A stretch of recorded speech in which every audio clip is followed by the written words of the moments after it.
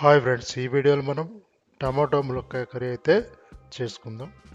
ముందుగా ములక్కాయలు అయితే ఈ విధంగా కట్ చేసుకోండి. తర్వాత టమాటాలని కూడా మీడియం సైజులో కట్ చేసుకోండి.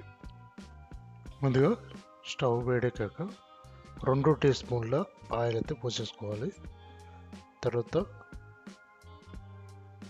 ఆవాలు, జీలకర్ర, అలాగే 2 మిర్చి వేసుకొని కొంచెం వేడెక్కాక కట్ చేసి పెట్టుకున్న ఆనియన్స్ ముక్కలు అలాగే పచ్చిమిర్చి కూడా వేసేసుకొని ఒకసారి వీటిని కలిపేసుకున్న తర్వాత కరివేపాకు అలాగే అల్లం వెల్లుల్లి పేస్ట్ కూడా వేసుకొని అల్లం వెల్లుల్లి పేస్ట్ పచ్చివాసన పోయేదాకా మనం కలుపుకోవాలి. ఒకసారి ఈ మిశ్రమాన్ని మొత్తం కలుపుకున్న తర్వాత కట్ చేసి పెట్టుకున్న ములక్కాయలు అయితే వేసేసుకొని ఒకసారి కలుపుకుందాం.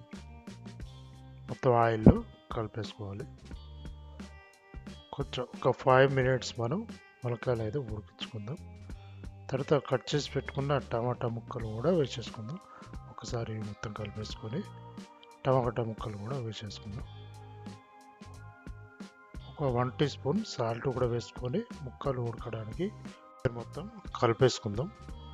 కలుపుకున్నాక ఒక 10 to 15 మినిట్స్ అయితే మనం టమాటా ముక్కలు ములక్కాయ ముక్కలు అయితే ఉడికేసుకుందాం. మధ్య మధ్యలో అప్పుడప్పుడు కలుపుకోవాలి. ఈ విధంగా మనం మొత్తం ఒకసారి కలుపుకొని మూత పెట్టుకొని మళ్ళీ ఒకసారి కలిపేసుకుందాం. ఒక 2 మినిట్స్ తర్వాత ఇప్పుడు కొంచెం ఒక చిటికెడు పసుపు అయితే వేసేసుకొని ఒకసారి కలుపుకొని ఒక 10 మినిట్స్ మనం మీడియం ఫ్లేమ్లో అయితే ఉడికించుకోవాలి.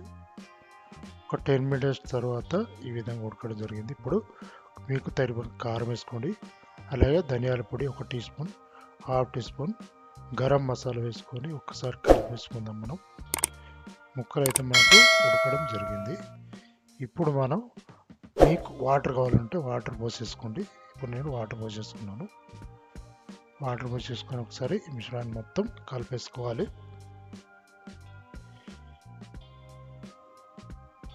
ఇప్పుడు కొత్తిమీర కూడా కొంచెం వేసేసుకుందాం. కొత్తిమీర వేసేసుకుని ఒక 5 మినిట్స్ మనం మీడియం ఫ్లేమ్లో ఉడకడం వల్ల ఆయిల్ అనేది మనకు పైకి వస్తుంది.